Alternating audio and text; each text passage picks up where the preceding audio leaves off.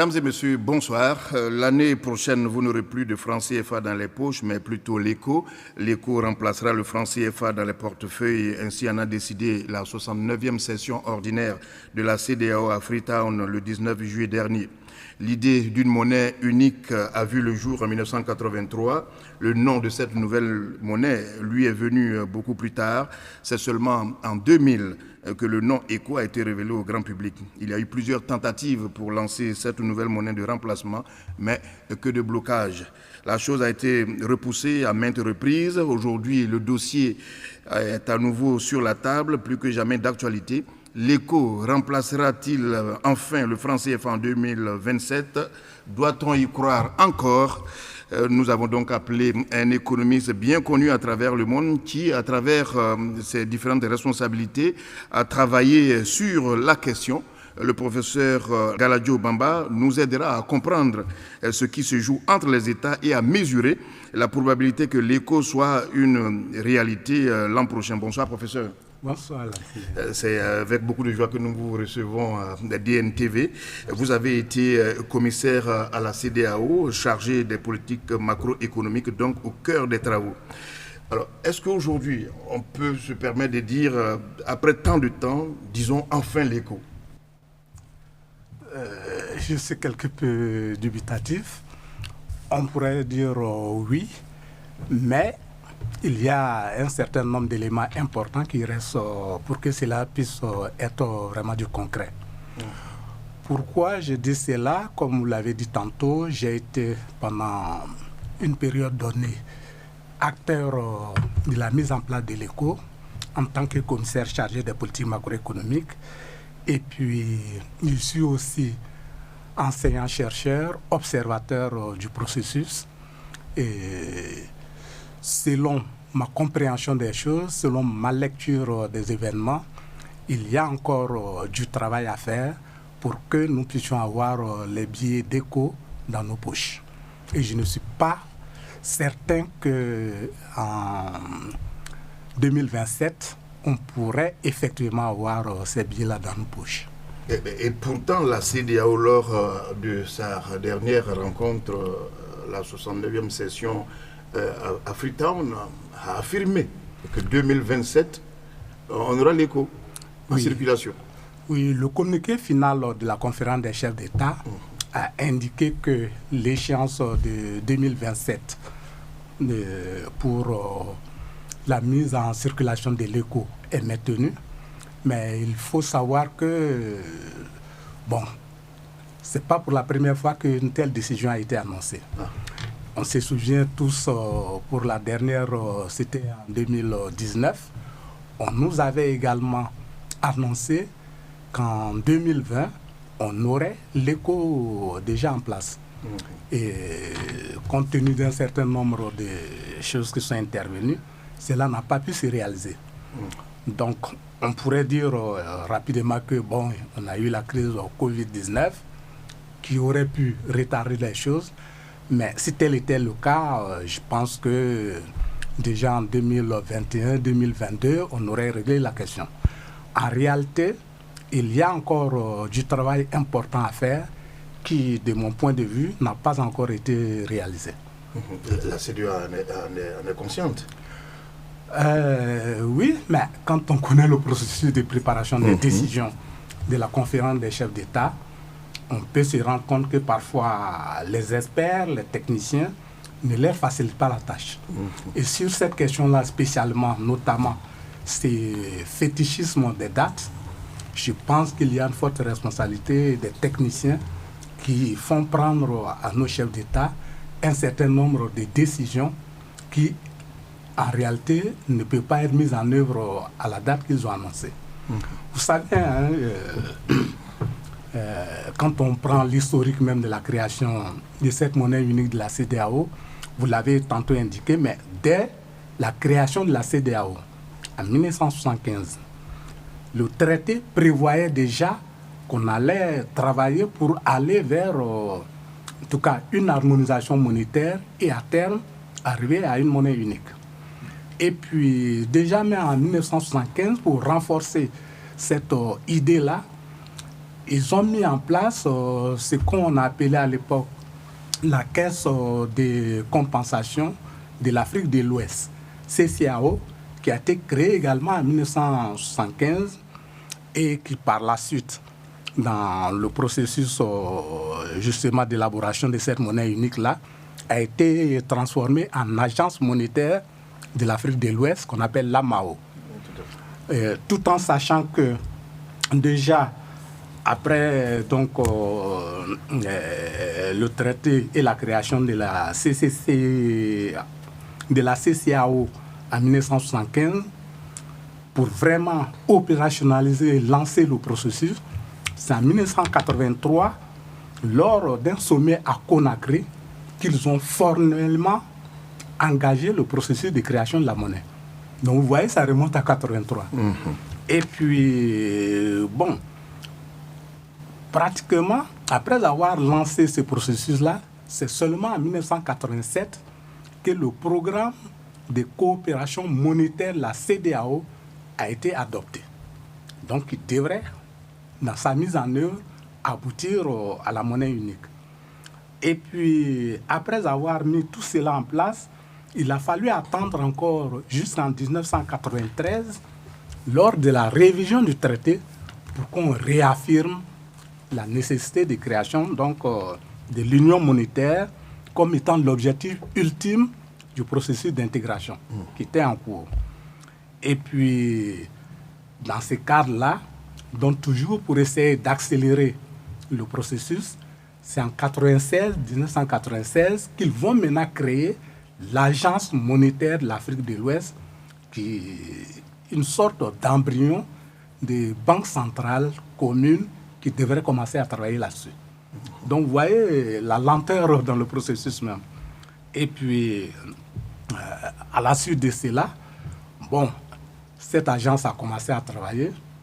Et en 2000, la décision formelle a été prise cette fois-ci d'adopter une stratégie pour pouvoir mettre en place la monnaie unique. Mais la stratégie adoptée en 2000 était une stratégie en 2 étapes. D'accord. Les pays utilisateurs du CFA, qui étaient déjà en union monétaire, on leur a dit, vous continuez avec votre monnaie. Ceux qui ne sont pas dans l'union monétaire, qui utilisent le CFA, et ceux-là, on leur a dit, vous, organisez-vous pour créer également votre monnaie commune. Et puis, par la suite, cette monnaie commune et le CFA vont fusionner pour donner la monnaie unique de la CEDEAO. Voilà le schéma qui a été adopté dès 2000. Et puis, donc, la deuxième zone qu'on appelle la ZMAO, donc les pays essentiellement anglophones, plus la Guinée, bon, c'est ceux-là qui constituaient cette deuxième zone. Tandis que les pays de l'UEMOA, bon, eux, leur monnaie est rattachée à l'euro. Et puis on a le Cap-Vert également qui a sa monnaie qui est rattachée à l'euro. Donc ils sont de leur côté. La deuxième zone, la ZMAO, qui comprend le Nigeria, le Ghana, le Libéria, la Gambie, la Sierra Leone, tous ces pays-là qui constituaient cette deuxième zone, bon, c'était fixé comme objectif d'arriver à créer cette fameuse monnaie de la deuxième zone aux alentours de 2003. C'était donné 3 ans pour pouvoir le faire. Et puis en 2003, ils ne sont pas prêts. Premier report. Ils ont visé 2005, ils n'ont pas pu être prêts. Donc, fait un deuxième report. Et puis, à partir de ce moment-là, en 2007, quand la commission de la CEDEAO, enfin le secrétariat exécutif de la CEDEAO a été transformé en commission, il a été créé un département en charge de la création de la monnaie, qui était le commissaire chargé des politiques macroéconomiques de la CEDEAO.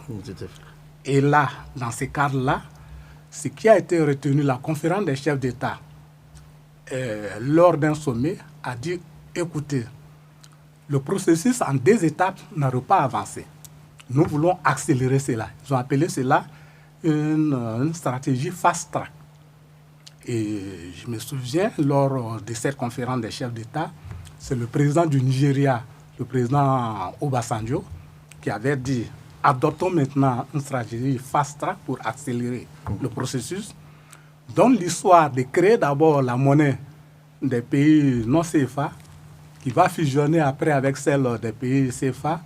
On arrête ça, on se donne une échéance et tous ensemble, on va travailler à faire en sorte que, à une date donnée, on puisse avoir une monnaie unique directement. Et ça, ce schéma a été mis en place, bon, qui a tourné. Et puis, donc, au niveau de la commission, avec l'ensemble des institutions en charge de cette question-là, donc les institutions qui étaient à la disposition de la deuxième zone monétaire, ils avaient l'Institut monétaire de l'Afrique de l'Ouest, qui devait créer cette deuxième monnaie, avec le siège à Accra. Et puis, de l'autre côté, on avait également l'UEMOA qui gérait les pays francophones de la zone CFA. La zone CFA, oui. Et puis ensuite, les gouverneurs des banques centrales. Tout cela, plus la commission de la CEDEAO, on s'est mis ensemble pour élaborer une feuille de route pour pouvoir lancer la monnaie unique. Cette feuille de route, on l'a soumise aux chefs d'État qui ont validé comme date de lancement de la monnaie unique en 2020. 2020, oui. 2020. D'accord. Et ça a été vraiment le premier processus accélérateur sur lequel l'ensemble de la région s'est mis à travailler. Malheureusement, à la veille de 2020, donc en 2019, on constate que les conditions qu'on devait remplir pour pouvoir lancer la monnaie unique n'étaient pas réunies. Il y a eu encore un report. Alors, il y a eu donc plusieurs reports. Je vous ai écouté attentivement par rapport à l'historique. Mais une question rapide juste pour l'évacuer. De qui vient l'initiative de l'ECO? De l'UEMOA, de la CEDEAO, de la France? Elle vient de la CEDEAO. De la CEDEAO. Bon, c'était bon à savoir parce que la suite des échanges nous dira pourquoi je vous ai posé cette question. Alors, ni la France, ni aucune structure étrangère n'est vraiment impliquée dans cette décision-là. C'est les pays membres de la CEDEAO qui ont décidé de travailler sur cette question et de créer cette monnaie unique. Très bien. Alors, vous démontrez là, professeur, que le délai de 2027, objectivement, n'est pas tenable. Pourquoi vous le dites? Quelles sont les conditions qui doivent être réunies pour que ce soit tenable? Bon, pour les économistes, lorsque vous voulez créer une monnaie unique, il y a un certain nombre de conditions pour que cette monnaie-là soit viable. Et ces conditions, les économistes les appellent, ont été définies par les économistes dans le cadre de ce qu'on appelle généralement la théorie de la zone monétaire optimale. D'accord. Bon, je ne vais pas être trop technique pour rester à ce niveau-là, puisque là, il faut faire comprendre la chose à la majorité des personnes. Alors, mais ces conditions de façon triviale, pour les expliquer simplement. L'une des conditions, c'est de dire si les pays qui veulent créer la monnaie unique ont une liberté de circulation des facteurs de production dans leur espace, c'est-à-dire la main-d'œuvre, les capitaux peuvent circuler librement d'un pays à l'autre de l'ensemble des pays qui constituent. Ces États qui ont décidé de entre se ces mettre États ensemble qui ont pris la décision. Donc, oui. Liberté de circulation du capital et du travail. D'accord. À côté de ça, il faut également avoir la flexibilité des prix et des salaires dans l'ensemble de l'espace. On fait déjà, si ces conditions-là sont remplies, pas de problème, selon la théorie économique, ça peut marcher. Mais si vous n'avez pas cette condition que je viens d'indiquer, autre option, c'est que vous devez avoir ce qu'on appelle un degré d'ouverture de vos économies suffisamment élevé. Si vos économies sont suffisamment ouvertes les unes sur les autres, là également, vous pouvez créer une monnaie unique, ça pourra marcher entre vous. Ça veut dire, or, degré d'ouverture élevé, ça veut dire que vous échangez beaucoup de biens entre vous. C'est ce que ça veut dire. Les échanges entre vos pays sont relativement importants. Si vous n'avez pas cela également, une autre possibilité, c'est d'avoir un peu ce qu'on appelle une sorte de préférence d'homogénéité en matière de politique économique. C'est-à-dire, chacun des États membres veut faire veut gérer son économie au plan macroéconomique pratiquement de la même façon. Ils ne veulent pas avoir ensemble beaucoup d'inflation, donc tout le monde veut faire une inflation faible. Ils ne veulent pas avoir des grands déficits budgétaires. Ils ont les mêmes préférences en matière de politique économique. Si c'est le cas, là également, vous pouvez créer une monnaie unique, ça pourra marcher. Donc, autant de possibilités qui existent comme ça, qui sont définies par la théorie. Mais quand on regarde nos économies, bon, aucune de ces situations-là n'est satisfaite. Si vous parlez de la liberté de circulation des facteurs de production, concrètement, ça signifierait quoi pour la Côte d'Ivoire? Par exemple, entre la Côte d'Ivoire et le Ghana. Ça voudrait dire qu'un individu qui est en Côte d'Ivoire, qui n'arrive pas à trouver du travail ici, il a la liberté de se déplacer, aller au Ghana, et on doit le traiter comme s'il était citoyen ghanéen là-bas, sur le marché de l'emploi. D'accord. Bon, vous voyez que pratiquement, ça ne se fait pas aujourd'hui dans nos pays.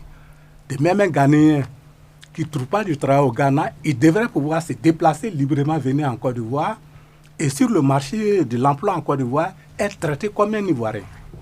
Donc, vous voyez qu'on n'a pas ça. Oui, effectivement, donc, le constat est très clair. Ces différentes conditions ne sont pas remplies. En matière d'inflation, les pays de l'UEMOA visent une inflation très faible.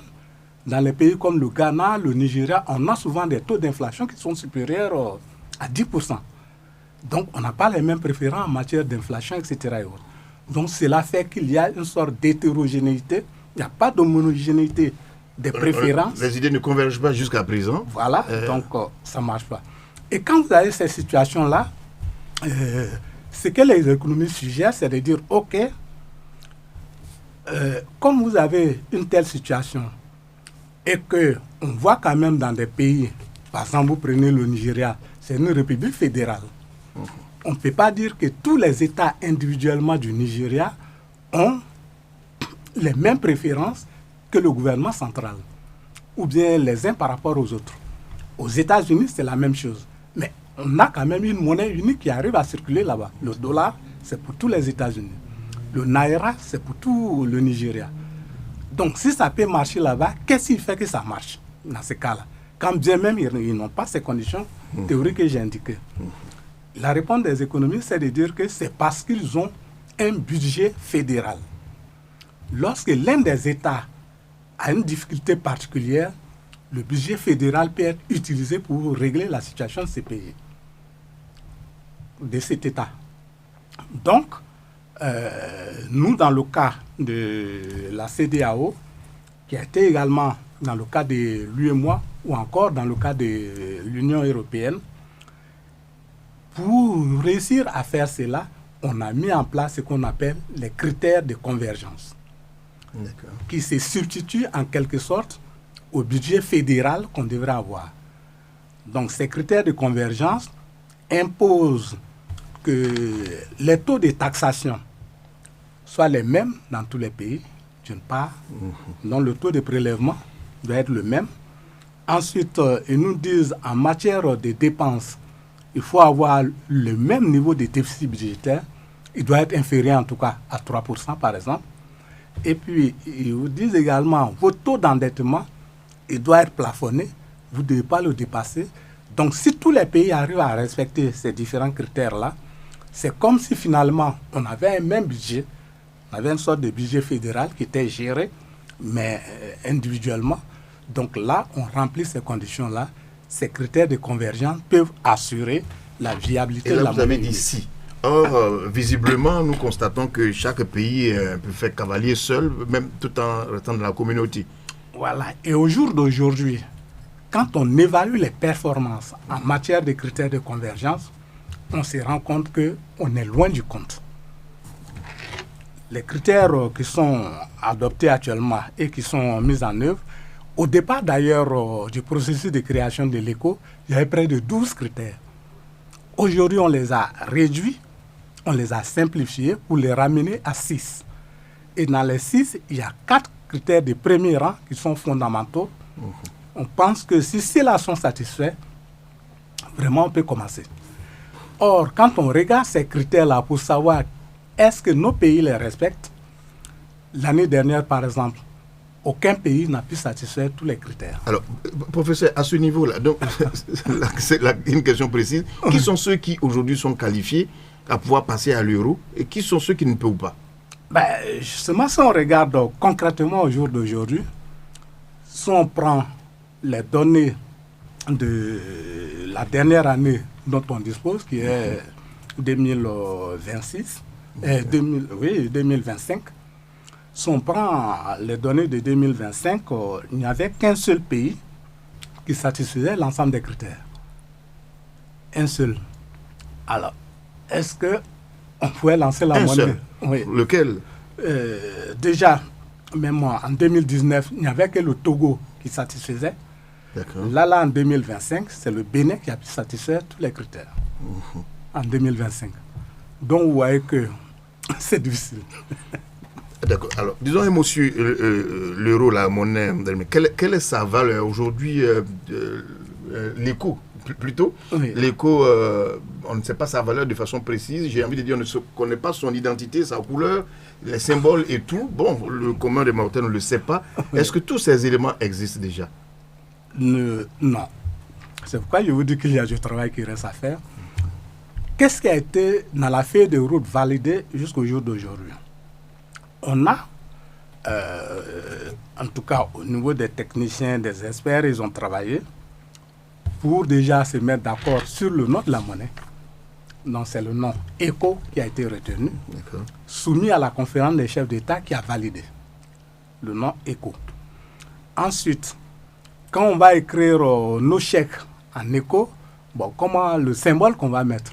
Par exemple, quand vous dites 100 000 francs, à la fin là, vous écrivez F. Si c'est CD, vous écrivez 100 000, vous faites un C avec un trait qui est le bas.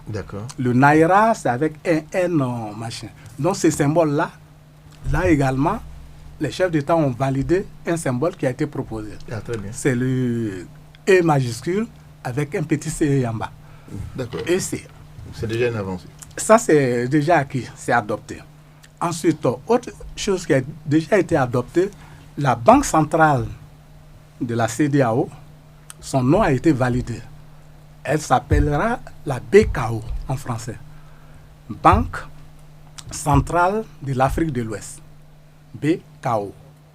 D'accord. Donc ça aussi, ça a été validé, adopté par la conférence des chefs d'État. À côté de ça, de ces choix-là, ce qui a été également retenu, c'est quel va être le régime d'échange.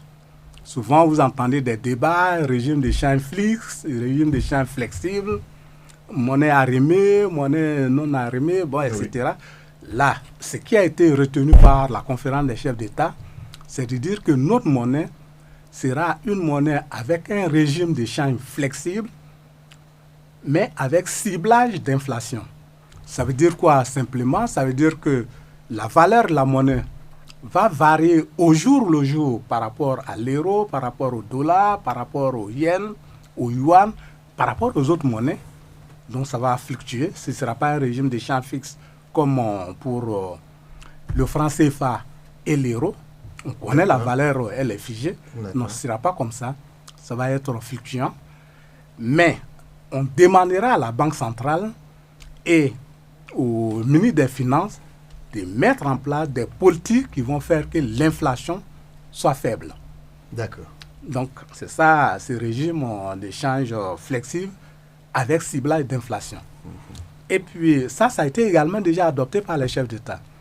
Autre chose qu'ils ont adopté, donc, le nom de la monnaie, le nom de la banque centrale, le symbole de la monnaie, etc. Mais il reste d'autres choses à faire. La banque centrale, on connaît son nom, mais il faut la créer. D'accord. Et pour cela, il faut que les pays contribuent au capital de cette banque centrale. Là, ce n'est pas encore réglé. Donc, on n'est pas la part de chacun pour le moment. Pour l'instant, des experts ont fait des études. Ils ont proposé même un montant qui a été soumis à l'ensemble des gouverneurs des banques centrales de notre espace, qui ont validé ces chiffres. Mais comme il n'a pas encore été soumis au Conseil des ministres et puis à la conférence des chefs d'État. Bon. Est-ce que tous les membres seront traités sur pied d'égalité? Bon, sur ce montant-là, ce qui a été prévu, le montant, il faut que les chefs d'État valident le chiffre qu'ils proposent. Et puis, deuxième chose qui a été proposée également, c'est comment ce capital va se répartir entre les États. Ce qu'ils proposent également dans ce travail technique-là, c'est de dire que 50% du capital va être affecté aux États de façon égalitaire. Donc, chacun des États va avoir un même niveau sur ces 50%-là. On va diviser, si on est 12 pays, on va diviser ce montant par 12 et puis chacun va donner sa contribution de façon égalitaire. Ensuite, sur les 50% restants, on va prendre 25% qu'on va répartir aux États en fonction de leur population, non au prorata des populations. Et puis les 25% restants, on va les répartir également entre les États en fonction de leur niveau de développement économique, c'est-à-dire les produits intérieurs bruts. C'est problématique, professeur. Et les populations et leur développement, il va y avoir des grincements dedans. On a su déjà qu'il y avait des divergences politiques très claires entre les différents États. On se rappelle qu'un groupe plus ou moins anglophone n'en voulait pas. Non, bon. En fait, cette règle qui est proposée, c'est vrai, elle essaie de quand même jouer un peu, au moins faire en sorte qu'il y ait une base commune. C'est les 50% qui seront répartis de façon égalitaire. Maintenant, les autres proportionnels, bon, vous voyez, c'est vrai, on le sait, dans d'autres régions, le Nigeria, lui seul, il pèse plus de 65%. Okay? Donc, c'est-à-dire pratiquement les 2/3 de notre espace, aussi bien en PIB qu'en population, il pèse à peu près 65%. Donc, si on tient compte de cela, ça veut dire que, bon, on voit immédiatement que dans le capital, c'est le Nigeria qui sera le plus gros. Ensuite viendra probablement le Ghana ou la Côte d'Ivoire, donc qui vont suivre, et puis les autres pays vont suivre. Bon, sur cet aspect-là, je pense que pour l'instant, comme je l'ai dit, ce n'est pas encore soumis à la conférence des chefs d'État, mais je pense que sur ce point-là, il n'y aurait pas trop de difficultés. C'est à peu près le même schéma qui a permis de déterminer le capital de la banque d'investissement de la CEDEAO, la BIDC, et qui satisfait tous les pays aujourd'hui. Justement, professeur, lorsque vous êtes en train de parler de banque, nous pensons à le franc CFA. Oui. Tout à fait en France. Le problème a été posé. Le conseil d'administration, la BCEAO, ne veut pas de la France à l'intérieur. Ensuite, ce sont surtout le Nigeria et le Ghana qui avaient posé ce problème-là. Est-ce qu'il est résolu aujourd'hui? Est-ce qu'on n'aura plus de compte d'opération en France, la Banque centrale? Dites-nous précisément qu'est-ce qui est en train de se passer. Bon, déjà, je pense que sur ce point-là, aujourd'hui, on a bien avancé parce que vous vous souvenez, en 2019, en décembre 2019, je crois que ça devait être, si mes souvenirs sont bons, ça devait être le 21, non, plutôt le 19 décembre 2019, à Abidjan ici, le président Macron qui était en visite officielle et le président Ouattara qui était en même temps à cette époque-là le président de la conférence des chefs d'État et des gouvernements de l'UEMOA ont fait signer le nouvel accord de coopération monétaire entre la France et les pays de l'UEMOA. D'accord. Et ce nouvel accord, qu'est-ce qu'il dit concrètement? Ce nouvel accord a été fait en sorte que la France n'est plus dans des instances de décision de la BCEAO. À ce jour, la France n'y est plus. Depuis cette date, la France n'a plus de représentants ni au conseil d'administration, ni dans les différents conseils, notamment le conseil de politique monétaire, ou encore dans le comité de surveillance. Dans aucune des institutions, en tout cas de la BCEAO aujourd'hui, la France n'intervient. Donc, elle n'est plus dedans. Ensuite, nos réserves d'échange qui étaient déposées sur un compte en France, au niveau du Trésor français, ces mécanismes aussi, il y a été mis fin. De sorte que c'est la BCEAO qui, depuis 2000, gère ses réserves en devises et qui les place où elle veut.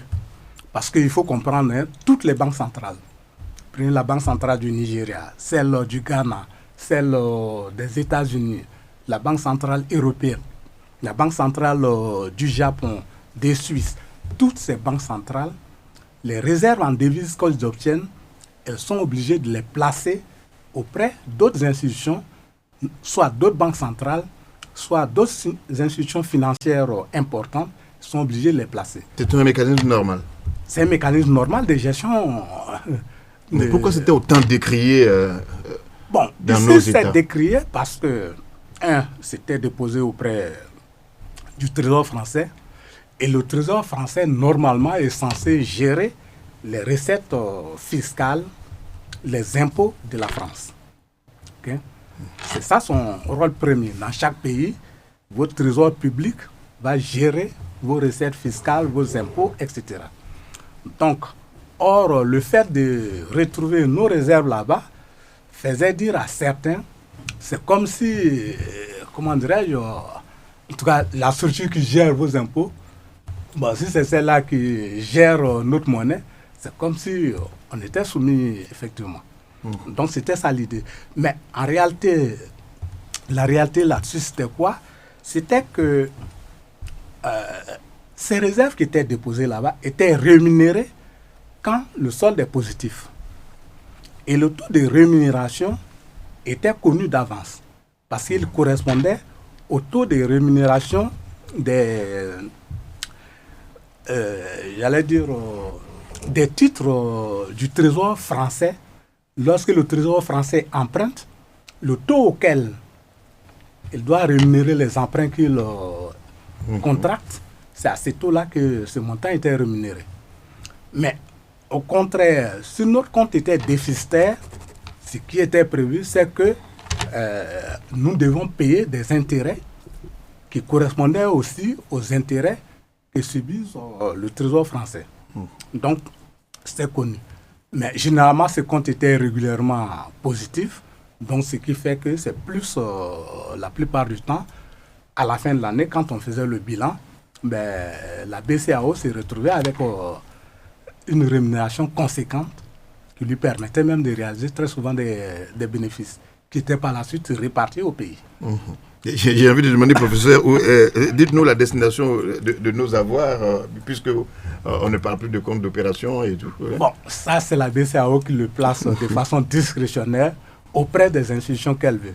Elle peut les placer auprès d'institutions américaines, elle peut les placer auprès d'institutions suisses, elle peut les placer auprès d'institutions chinoises, etc. Mais quand elle fait ces placements-là, c'est des placements sûrs, sous forme telle sorte que dès qu'elle en a besoin, elle peut se récupérer. Parce qu'il faut comprendre à quoi ça sert, ces réserves-là. Lorsqu'un opérateur économique, dans l'espace de la zone UEMOA par exemple, importe des produits des États-Unis, mais ce n'est pas en CFA qu'on va payer aux États-Unis. Naturellement, oui. Donc là-bas, ce sera en dollars. Mais l'opérateur, s'il est ivoirien et qu'il a son compte dans une banque ivoirienne ici, lui, il va émettre un ordre de virement du montant, de l'équivalent du montant en dollars, en CFA ici. C'est ça, il va écrire et puis donner à sa banque pour demander à sa banque d'exécuter. Sa banque, elle n'a pas de dollars sur elle ici. Elle va demander à la BCEAO de faire mettre ces dollars-là à sa disposition, notamment aux clients, à la banque du client qui a vendu les produits à l'Ivoirien ici. Donc, vous voyez. D'accord. Donc, ces devises-là servent à faire ce type de règlement. De même que si c'était en Chine qu'on avait acheté des produits et que la Chine nous demande de payer en euros, c'est la même chose. La personne qui a fait la commande va demander à sa banque de mettre l'équivalent du montant en euros, en CFA, à la disposition de la banque de son client qui se trouve en Chine pour pouvoir le payer en euros là-bas. Et la BCEAO a l'obligation de faire cette satisfaction-là, donc d'utiliser ces réserves-là pour faire ces règlements. Voilà comment ça fonctionne. Alors, professeur, vous expliquez aussi simplement, mais qu'est-ce qui dit à certaines personnes que aller à l'écho, c'est une monnaie de servitude et que c'est lâcher une partie de notre souveraineté? Quel commentaire vous faites? Est-ce que vous comprenez cela? Bon, dans tous les cas, si on va à la monnaie unique, il y aura forcément une partie de notre souveraineté qu'on doit donner, parce qu'on est obligé de céder ces pouvoirs de gestion de notre monnaie, la conduite de notre politique monétaire à une institution supranationale, qui sera la fameuse Banque centrale de l'Afrique de l'Ouest, la BKO. Elle deviendra une institution supranationale qui sera pratiquement au-dessus des États, donc qui aura à gérer notre monnaie, qui aura à gérer notre politique monétaire pour l'ensemble des pays membres de la CEDEAO. Donc ça, d'une façon ou d'une autre, c'est une question de souveraineté. Maintenant, ce que les gens prennent souvent, c'est de dire que bon, la souveraineté, c'est vrai, la monnaie, on peut la considérer comme étant un élément au même niveau que le drapeau national. Certains le considèrent comme ça. Si c'est ça qu'on appelle la souveraineté, bon.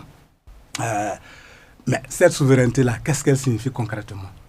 Aujourd'hui, combien de pays sont vraiment monétairement souverains? Personnellement, j'en connais très peu. Pourquoi? Parce que la monnaie, même la Chine, qui est aujourd'hui pratiquement, en tout cas tout au moins la deuxième puissance économique mondiale, au jour d'aujourd'hui, tout le monde en convient, elle est puissante économiquement, etc. Sa monnaie, elle-même, elle freine, elle ne veut pas que sa monnaie devienne automatiquement la monnaie internationale pour remplacer le dollar. Elle freine. Et pourquoi? Justement parce que ce n'est pas son avantage. Si sa monnaie devient la monnaie internationale et que sa monnaie devient très forte, quelle est la conséquence? L'une des conséquences, c'est qu'en termes de compétitivité qu'elle a aujourd'hui, elle va perdre cette compétitivité-là. Parce que si votre monnaie devient forte, ça veut dire que les produits fabriqués chez vous et vendus à l'étranger, déjà, comparativement au coût de production, vont apparaître très chers à l'étranger. Or, aujourd'hui, la monnaie chinoise est en réalité sous-évaluée parce qu'elle n'a pas voulu laisser ça prendre sa valeur réelle qu'elle mérite d'avoir sur le marché pour lui permettre de garder sa compétitivité qui lui permet de vendre des produits et d'arriver à vendre sur n'importe quel pays aujourd'hui. Mais si la valeur augmente, de sa monnaie augmente, les prix de ces produits vont automatiquement augmenter à l'étranger.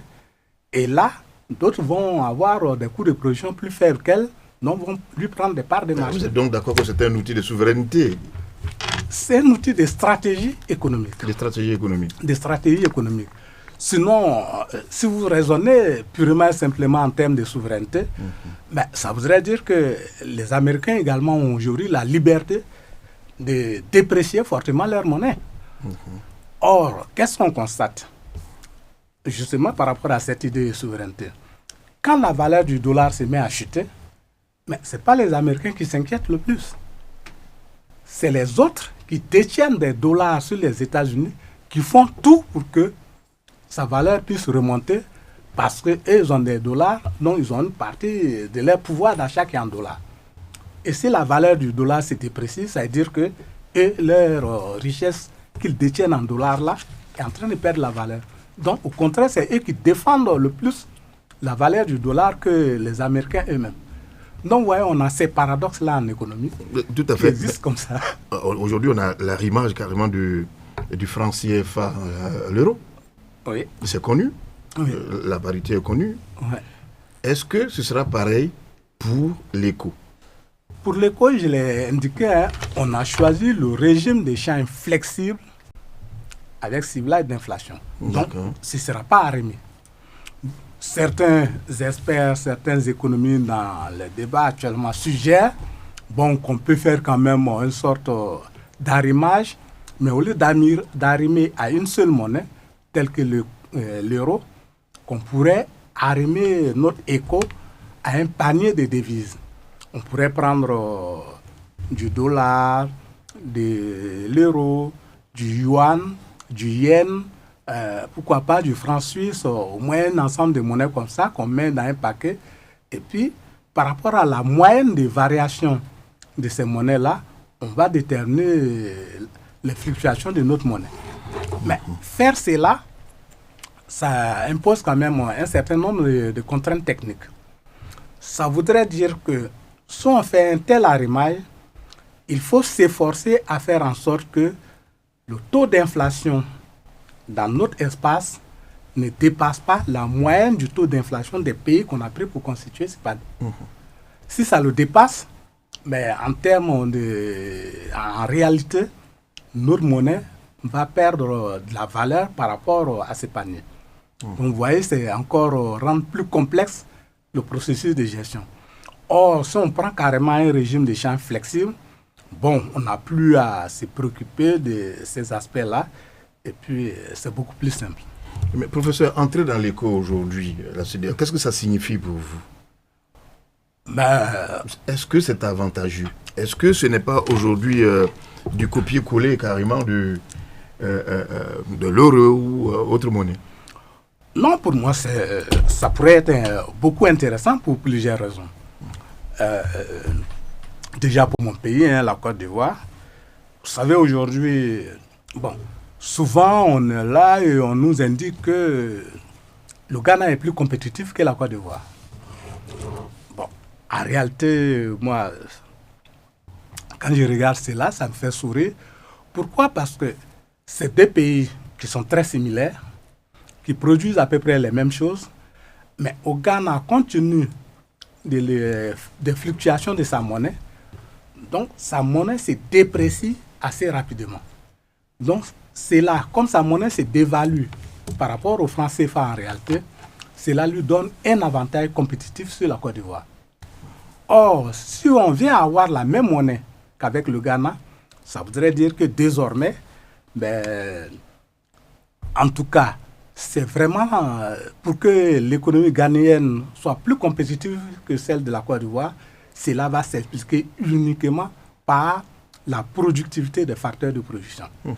La monnaie ne va plus perturber cette perception-là. Donc cela est un avantage important pour moi. Et puis ensuite, l'autre avantage pratique que ça donne, si vous quittez la Côte d'Ivoire, vous allez au Ghana, les prix, ça vous pose plus de problèmes. Parce que vous arrivez là-bas, c'est dans la même monnaie qu'on va vous donner les prix qu'à Abidjan. Donc, vous n'avez plus de conversion à faire. Vous arrivez au Nigeria, c'est la même chose. Vous n'avez plus de conversion à faire. Alors qu'au jour d'aujourd'hui, vous allez au Ghana, vous allez dans un restaurant, on va vous dire, vous voulez manger, on vous dit 100 cedi. Il faut que peut-être vous sortez une calculatrice pour voir 100 cedi, c'est combien de francs CFA. C'est beaucoup plus compliqué. J'ai envie de dire les francs CFA. Aujourd'hui, on parle du franc CFA dans la CEDEAO, en passant à l'éco. Est-ce que dans la zone Afrique centrale, où il y a aussi le franc CFA, on y pense déjà?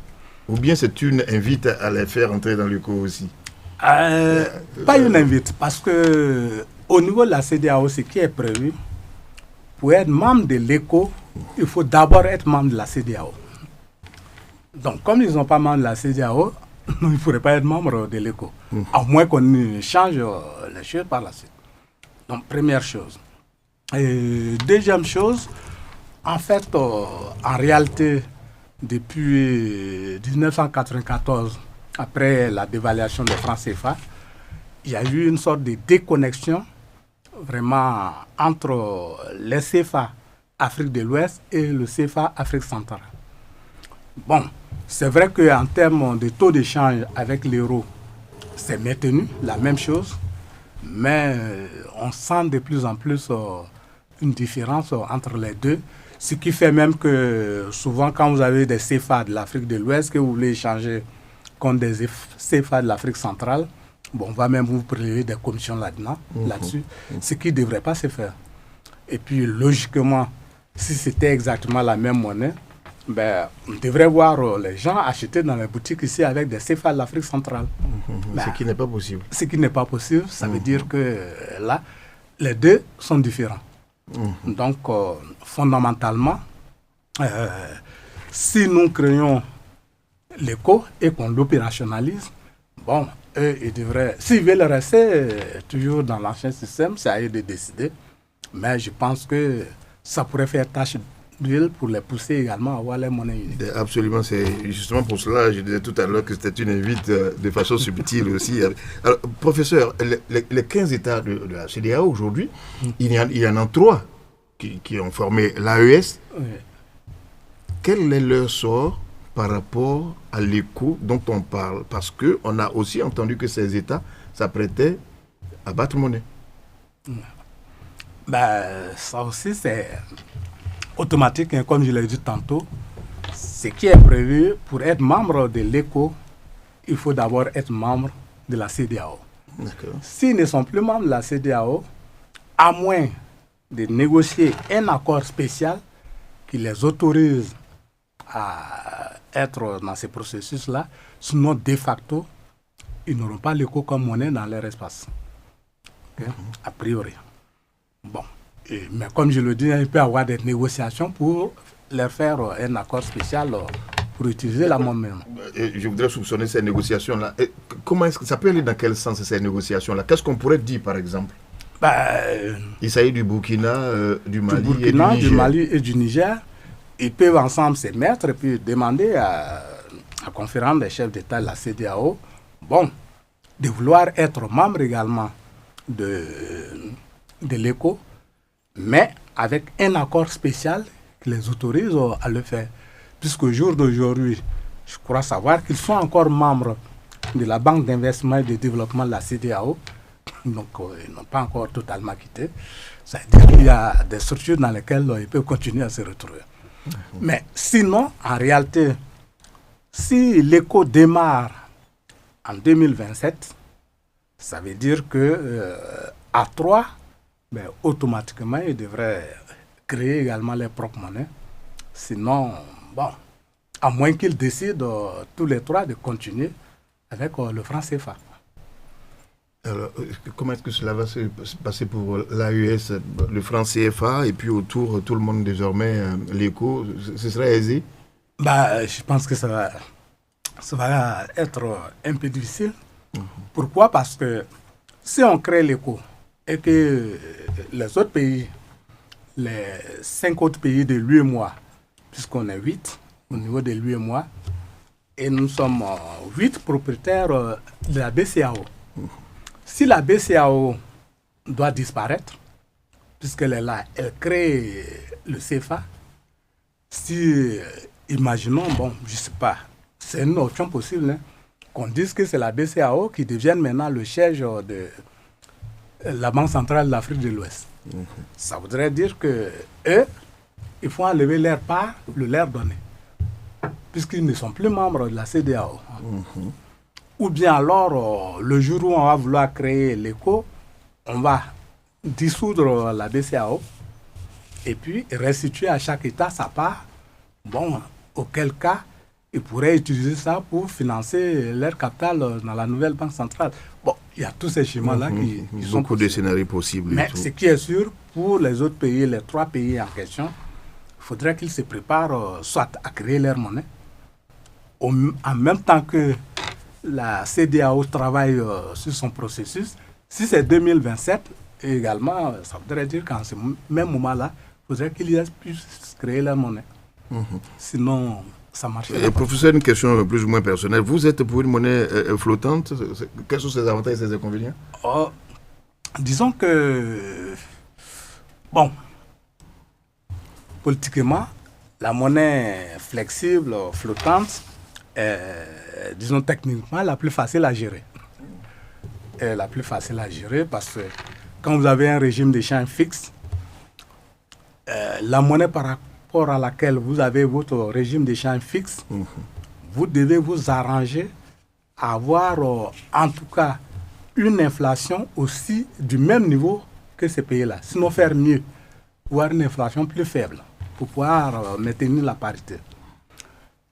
Donc, ça vous impose déjà des contraintes dans la gestion de votre politique monétaire. Et puis ensuite, compte tenu du fait que votre taux d'échange est fixe avec ces pays-là, généralement, vous avez davantage d'échanges que vous êtes tenté à faire avec le pays sur lequel votre monnaie a arrimé. Pourquoi? Parce que pour les opérateurs économiques, ils voient déjà les prix là-bas, ils savent, ils peuvent prévoir tout. Si vous voulez acheter un véhicule qui vient d'Europe, dès que vous avez le prix, vous savez qu'aujourd'hui, le prix qu'on m'a donné là, dans 2 semaines, c'est le même montant. Or, si la monnaie est flottante, le jour où on t'a donné le prix et le jour où tu vas faire le paiement effectif, ça peut changer. Absolument. Si la monnaie s'apprécie, mais tu vas payer plus. Si au contraire, cette monnaie dans laquelle on t'a donné le prix baisse, tu vas payer moins. Donc, vous voyez qu'il y a ces éléments-là. Ça rend les calculs un peu plus compliqués pour les agents économiques. Je comprends à quoi vous êtes favorable, professeur, en écoutant. Non, bon, pas nécessairement. Hein. Moi, ma position en tant qu'économiste, je suis plus de tendance libérale. Donc, pour moi, le régime d'échange flexible est le mieux adapté. Alors, professeur, est-ce qu'aujourd'hui, on peut dire très clairement que l'acte de décès du franc CFA n'est pas encore signé? Bon, disons, l'acte de décès a été signé, puisque dans le nouveau traité qu'on a, ce traité-là dit que, en tout cas, l'accord de coopération monétaire que nous avons, dit que notre monnaie va s'appeler l'ECO. Donc, on a même trouvé le nom de l'héritier déjà, parce que CFA en réalité est décédé. Disons qu'on ne l'a pas encore enterré. On n'a pas encore enterré le cadavre franc CFA. En tout cas, il y a beaucoup de choses encore à dire. Professeur, ça va être avec beaucoup de plaisir que nous vous rappellerons sur ce plateau pour parler d'autres sujets. Et quelle peut être votre conclusion pour terminer cette émission-là? Quelques mots, c'est de dire que j'ai l'habitude de dire que pour une économie, il faut considérer la monnaie qu'elle correspond à peu près. En tout cas, la monnaie joue dans l'économie le rôle que joue le sang dans le corps humain. Okay? Et par rapport à cela, autant pour la monnaie, sa quantité dans votre corps est importante, sa qualité est également très importante. Et lorsqu'on veut créer une monnaie unique, j'aime bien cette image de comparaison avec le sang là. Lorsqu'on veut créer une monnaie unique, c'est comme si on veut faire une transfusion sanguine. D'accord. Ce qui nécessite la mise en place d'un certain nombre de dispositions techniques, de conditions. Pour faire une transfusion, on va prélever le sang de la personne qu'on va transfuser. On va l'analyser pour savoir c'est quel groupe sanguin. Pour celui qui va recevoir, on va analyser pour savoir de quel groupe sanguin il est. Quand on connaît tout cela, on peut alors voir si le sang qu'on va lui injecter là est compatible. Si ce n'est pas le cas, il faut changer. Il faut trouver le sang qui lui convient.